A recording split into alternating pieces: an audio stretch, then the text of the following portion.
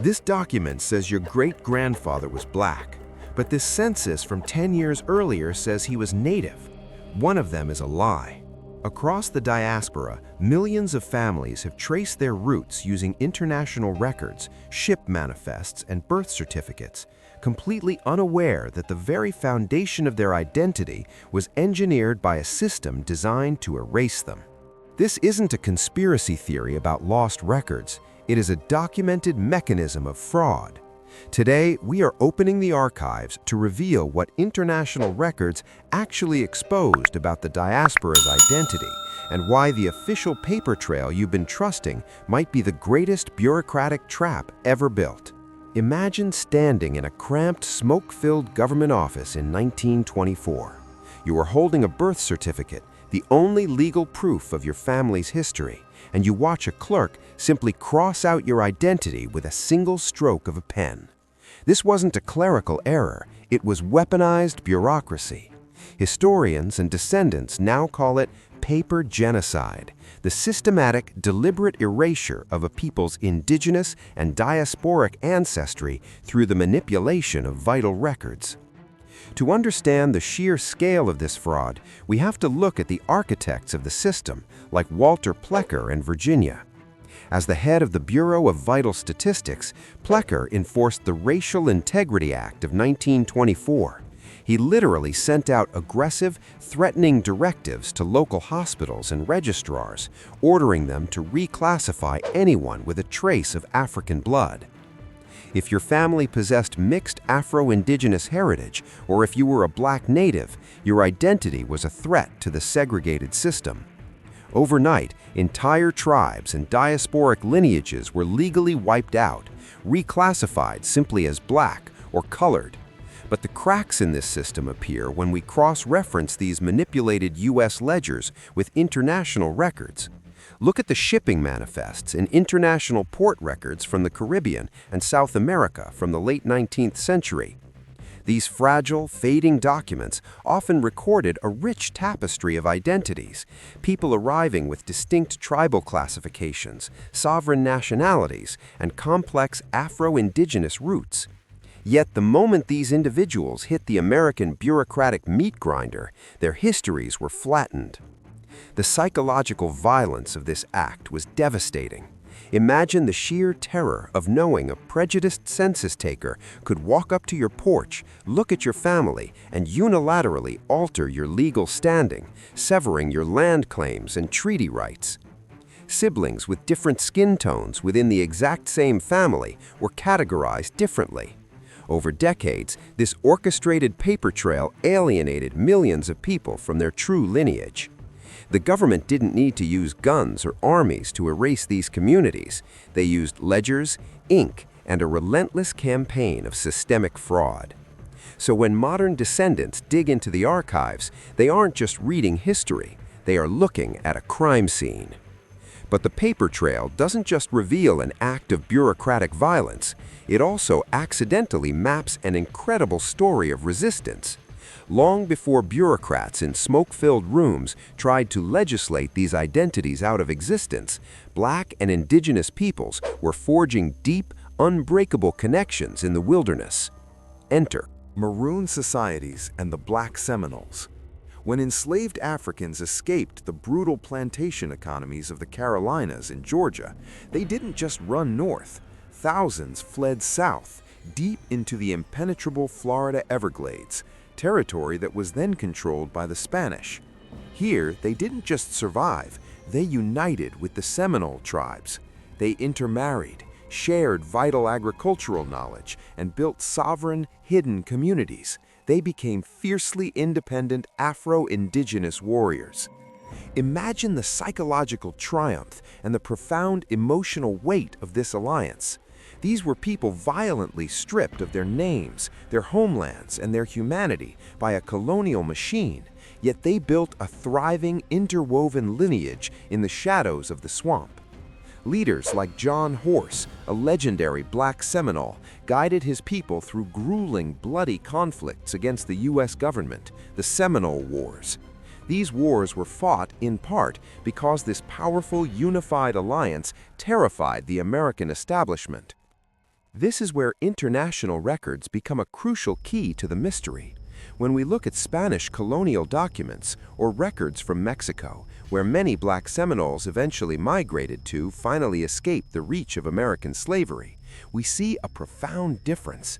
These foreign records often documented them as sovereign people, acknowledging their complex duality.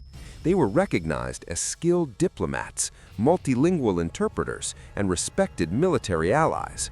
Yet, if you try to trace these exact same families through standard U.S. Census records a generation later, the paper genocide kicks in. The American system actively sought to untangle this powerful alliance, legally separating the black and indigenous bloodlines on paper to divide and conquer the physical communities. The government knew that erasing their shared history from the ledgers was the first step to destroying their shared power. The paper trail was never about accuracy, it was about control. If the reclassification traps of the 1920s were the final nail in the coffin, the Dawes Act of 1887 was the hammer. To understand how deep this systemic erasure goes, we have to look at how the United States government weaponized the concept of blood quantum.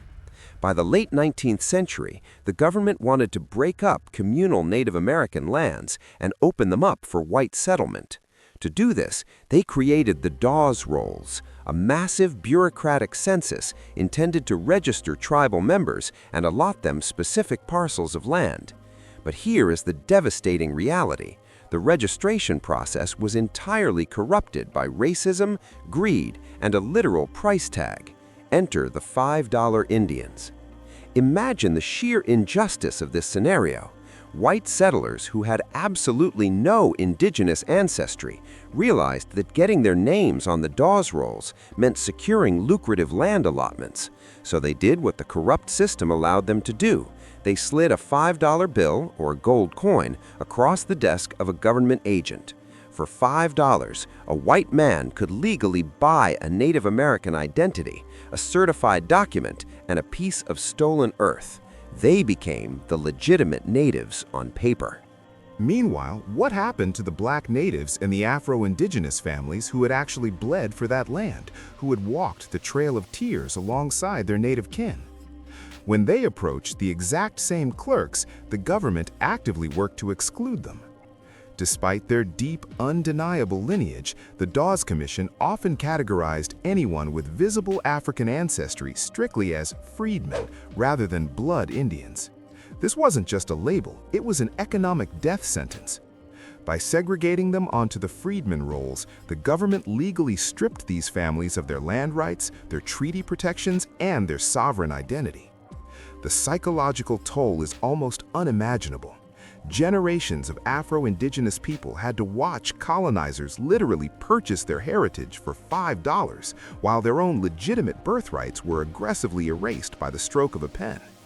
The paper trail became a weapon of mass dispossession. Millions of acres of land were stolen, not through military force, but through bureaucratic fraud and the systemic weaponization of identity. For over a century, the bureaucratic machine thought it had won. Men like Walter Plecker and the corrupt clerks behind the Dawes Rolls believed that by controlling the ink, they could control the truth. They built a massive wall of falsified birth certificates, manipulated census data, and weaponized ledgers to sever the diaspora from its deep sovereign roots. But they didn't account for one unavoidable reality. The paper trail can be forced to lie, but your biology cannot. Today, we're in the midst of an unprecedented era of recovery, pitting modern DNA results directly against falsified paper trails. Through the rise of consumer genetics, millions of descendants are finally bypassing the system. Imagine the profound emotional shock and ultimate vindication of opening an app on your phone and seeing undeniable proof of indigenous ancestry or direct genetic ties to the maroon societies of the Caribbean and South America. These are the exact markers that the official U.S. documents explicitly denied or erased. These DNA results are forcing a massive historical reckoning. Families are taking their genetic data, piecing it together with the resilient oral histories passed down by their elders and cross-referencing it with those truthful international records we explored. They are exposing the bureaucratic violence for what it truly was.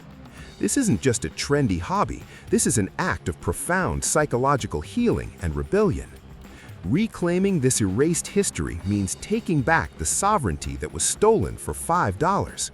It means looking at the fraudulent label stamped on your great-grandfather's birth certificate and finally knowing the vast, complex, and unshakable truth of who he really was. The system tried to write the diaspora out of existence, but the truth survived in the blood, just waiting to be read. Now, I want to hear from you. Have you ever hit a confusing dead end in your family tree or taken a DNA test that completely contradicted what your family's official paper trail told you? Drop your story in the comments below. This is an organic community. Call, and your piece of the puzzle might be exactly what helps someone else find theirs. If you want to keep unearthing the hidden histories they left out of the textbooks, hit that subscribe button. The archives are open. Keep digging.